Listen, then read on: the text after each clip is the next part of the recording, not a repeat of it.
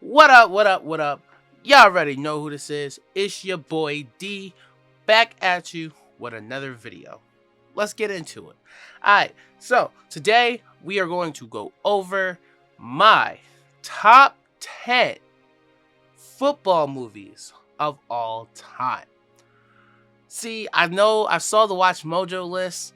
They had a lot of good ones. It was okay. It wasn't horrible. But in my opinion, it needed a little bit of work.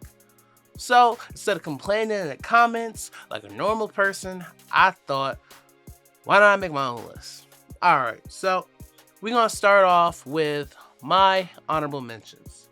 My honorable mentions have to deal with Wildcat. It's a movie in the 80s. I can't remember her name off the top of my head for some reason, but has Wesley Snipes in it. A lot of good cast. The movie is basically about a female, becoming a head coach of the high school football team. They're looked at as a joke. She takes a bunch of miscreants in a public school in like a inner city ghetto, if you want to call it that, and she takes them to the top. And they actually get to the state championship, and I'm almost 100% positive that they win the damn game. So if you haven't seen Wildcat, I think that's one for you. All right, next movie. Brian's Song. Honestly, in my opinion, you can pick which version. You can pick the 1978 version, or you can pick the 2001 version with Mekhi Phifer. I think both of these are very great movies. This follows two football players, also that go to be, I believe, Chicago Bears, and Gale Sayers. And oh my god, my dad's gonna kill me for this. I can't remember the other person's name. And this movie goes through a lot of stuff, especially how his friend becomes very sick and deathly ill, and it's just a great story that will warm your heart. So if you really like movies that like really tug at your heartstrings, I promise you that's gonna be your one for you. Next movie, The Replacements. Shout out to Shane Falco. This movie stars Keanu Reeves as he goes through. He's an ex quarterback, and this coach comes together with a bunch of miscreants to coach this team with a bunch of fools. So they have a bunch of tryouts to find the best players. They're all misfits, and they all come together, but they all need a leader. That leader turns out to be Shane Falco, aka Keanu Reeves, and he takes them all the way to the top against their fierce rivals. If you like this story, I think you guys are gonna like it. And for my last honorable mention is a movie that a lot of people haven't seen. It is The Fifth Quarter. The Fifth Quarter is a very great movie, has a very great story about it stars the College of Wake Forest, and it goes through the story of a player on the team, John Abadi, I think that's how you say his last name, and his little brother, Luke Abadi, who's in high school, who idolized John. Luke ends up sadly dying in a fatal car accident, and it shows how much it hurt not only Luke, but how much it hurt the entire community to lose him and what he meant to that place. And it just follows their story on how that story then got to the college, and how the Wake Forest team played that entire season as the fifth quarter, saying that Luke was their angel above them, always with them to help them get through their games and help them just get through life. This story is very inspiring, and if you've lost somebody before, this is real pain that you'll feel. So if you're not a crier, be careful with this one, because this one is one of my favorite movies. I watched this movie with many people before. Every single one of them has cried every time. Never seen somebody who hasn't cried at this movie. So if you really want something that's gonna really give you some pain, that's the one for you. All right, number 10, Gridiron Game, directed by Phil Journal, starring The Rock. This movie follows kids who are in jail, and then The Rock's character just sees something great in them, sees that they need another chance. So he goes back to his teachings. What taught him discipline? What taught him how to figure out life? That he's better than what people see on the outside. He gets them to play football. He gets the convicts, Bloods, Crips, no matter what gangs they come from, to unite together, to form a bond, to form something strong. And at first, they were terrible because they hated each other. But when they became united, they realized how much stronger they were. And it's such a very influencing, very powerful story to tell. And if you haven't seen this movie, I really strongly recommend that you do.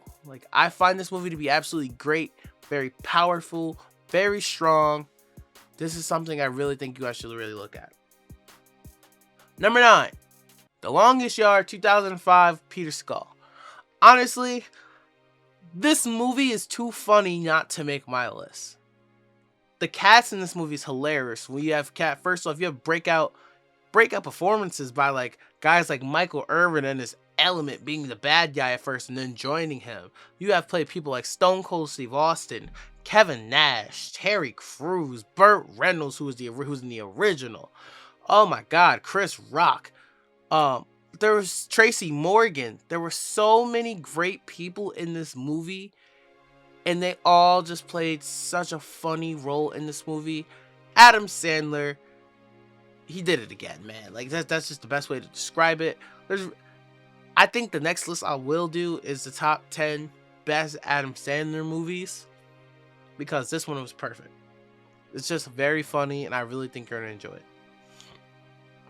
Number 8. This movie is kind of new. Very new. And I know a lot of people haven't really seen it yet, but if you haven't seen it, it's a really great feel-good story. Safety. Safety follows, no pun intended, a safety at the College of Clemson who goes through his struggles in life with his little brother and his mom. His mom has a drug addiction and she needs help, so they start to send her to rehab. And so he didn't lose his little brother. He decided to take him, and when he took him, he would hide him in his dorm. He realized that he needed help, so he relied on his teammates. And once the coaches found out, hell started to fire on him. And he realized, but then the coaches started to love the kid. Everybody started to love the kid. The kid started to become a part of the community.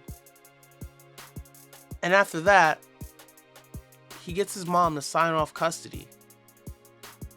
custody to the child, to him. You know how painful that must be? And how powerful that is at the same time? Oh my God, if you've ever been through some really troubling times, I promise you, that's a great movie to watch. It's a great triumphant story. It's a great feel-good story. Something you can feel in your soul. Actually, Corinne Fox, Jamie Foxx's daughter, is in that movie. So if you really want to watch that movie, I really promise you, that's a great one. Number 7, Any Given Sunday. Directed by Dr. Oliver Stone. Classic. Best way to describe it is classic. Willie Beeman, LL Cool J, Al Pacino, Cameron Diaz in the 90s? Don't play with me. Such a great movie. Wonderful. Honestly, I know a lot of people don't really like it, but honestly, that's really what you get in the NFL back in those days. A lot of steroids, just a lot of cursing, a lot of anger. The GOAT Jim Brown's in it. The GOAT Lawrence Taylor's in it. This movie had a lot of presence in it, and honestly, it really shows how rugged and nasty and how crazy the life of the NFL really is. So if you haven't seen Any Given Sunday, I promise you, if you really like football and want to know more, how crazy football life can really be when you're really in the spotlight, watch that movie, please. Number 6, Radio. Radio starring Cuban Gooding Jr., directed by Michael Tolan. Radio tells a story of a kid with special needs basically being an outsider, being left alone, a lot of people making fun of him, bullying him, kids were on the football team bullying him. And this one coach decided to stick up for him and be the first person to accept him for who he truly is and love him for that. And through that love, he slowly started to make everybody else around him love him. And then he became a part of the community for years long to come. But because of that, there was also very much a lot of naysayers who didn't like radio. Into where the coach even quit his job to not only watch his family, but to also still to take care of radio and do what he loves best. So if you haven't seen Radio, that's another one I strongly recommend you check out. And if you haven't seen it, and I know you, I'll make you watch it very soon. Number 5, Little Giants, directed by Dwayne Durham. This movie is very fun. I don't think you can just not like this movie. This movie is very fun, very classic. And if you're a kid, this is going to make you want to go play Pop Warner and sign up to go play football. It's so much fun. Shout out to Becky the Icebox, Spike. Oh, this movie is so great. It talks about the rivalry of two brothers who live in the same town. One became a NFL football star. He had his own, he had his name, the O'Shea. He had his name on the O'Shea, on I believe it's like a water tank or something like that. That was seen all across the town. And then the other brother is more of like a misfit, an outsider. He's kind of lives in his shadow. Who has a daughter, Becky the Icebox. She just wants to play football. She's better than most of the guys. She tries out for her uncle's football team, and she didn't make the cut because she's a girl. So, after kids making fun of her, things of that nature, she decides that she takes not only herself, but the other people who didn't make the team, and they form their own football team, coached by their dad, to go against the brothers' football team. One team wins, and one team will be in charge of the entire town. I think this movie is very great, very silly, very 90s-esque. Like a lot of times when you look at 90s movies, you just enjoy 90s movies. Now, sometimes movies can be very too technical for no absolute reason. So if you want to just watch something just to feel good, laugh, and something that's very silly, that's the way to do it. Number 4, The Waterboy, directed by Frank Carrassi, starring Adam Sandler. Vicky Valancourt. That's all you really gotta say. What makes Adam Sandler movies so great and why he has 2 on this list is the fact that Adam Sandler literally puts most of his cast in every movie. And it's great 90% of the time. Adam Sandler just knows how to write and knows what's funny, knows still how to give you like a good story at the end. And I think The Waterboy has all of these elements. It's another one where it's just a kid who's not considered normal and how people are making fun of him because all he wants to be is the water boy. He's very close with his mom and he just wants to grow up. So then he starts to go to college, gets a girlfriend. His mom doesn't really like that he's playing football because she feels like that they're all taking him away from him. But she learns to let him go and go be a man. And he becomes a man. He wins for this team that is absolutely horrible. He turns their whole season around, gives them confidence, gives the coach confidence against the rival team. It's just a great story. If you like The Waterboy, I promise you're going to laugh if you see it. Watch The Waterboy. Alright, next, The Blind Side, starring John Lee Hancock, directed by John Lee Hancock, starring Sandra Bullock. Now, this movie is fantastic.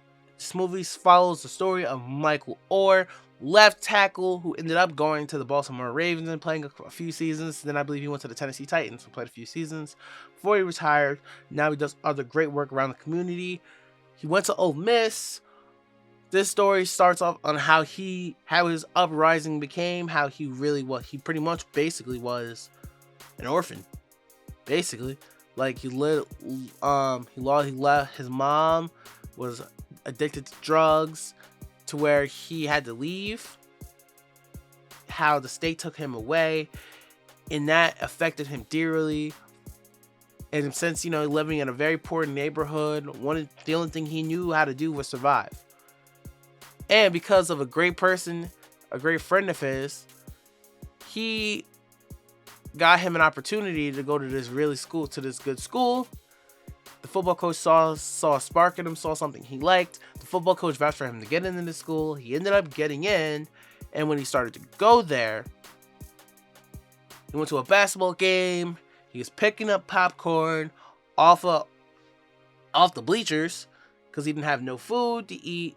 He wore the same clothes every day. He would just wash them with the same clothes every day with any little money he had or could scrape up. And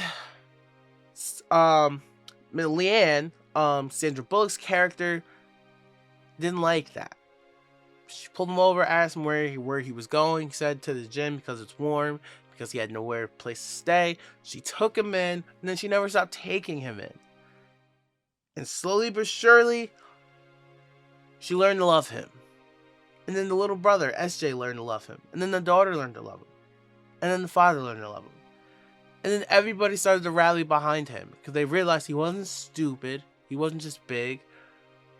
He was who he was. He was a gentleman. He was a nice guy. And he found something that he found very fun. Because the one thing he knew how to do was to protect. So if you really want, honestly, out of all these movies on this list, this is probably the most wholesome story. In my opinion, Blind Side is considered a football classic. Now, the top two can really be flipped either way. But as a football player in my old days, number 2, we got Friday Night Lights, directed by Peter Berg. Friday Night Lights is also a very true story based off the book. Is fantastic. This movie is absolutely beautiful because it really shows how high school football in Texas really is seen. Like, they had the gas stations closed, every store was closed because everybody was at the game, and how football was more than life. More than life. You lose a game, the coaches are already thinking about firing you. I don't think you get more of a great, impressive, beautiful story you can get besides Friday Night Lights and how tough it is. When they were playing Dallas Carter, they were getting murdered. But you saw the dog in them. You saw the fight in them. Boobie Miles being their best player, and when he went down with that knee injury, everything was open wide. They had no idea how they were going to do it. And they came that close to winning the state championship, only for them to go back and win this shit the next year. This movie is fantastic. I don't even think I need to talk about how fantastic it is, because I don't even think I need to talk about the next one either, because we all know how great these movies are. Number 1, Remember the Titans, directed by Jerry Bruckheimer, starring Denzel Washington and Will Patton. This movie is fantastic. This movie is my favorite movie ever. The story of T.C. Williams and Alexandria, Virginia, and how you mix race and with football and troubling times, and you learn how they learn how to be brothers and how they learn how to be family. And when 13-0, they put their differences aside, especially in the 70s, when there's a lot of things going on in this world. Oh, one community bonded together. I don't think you find a perfect story than that. Every other movie on this list had great elements to it. I believe this movie has everything you could possibly want, in my opinion, that makes a great football movie.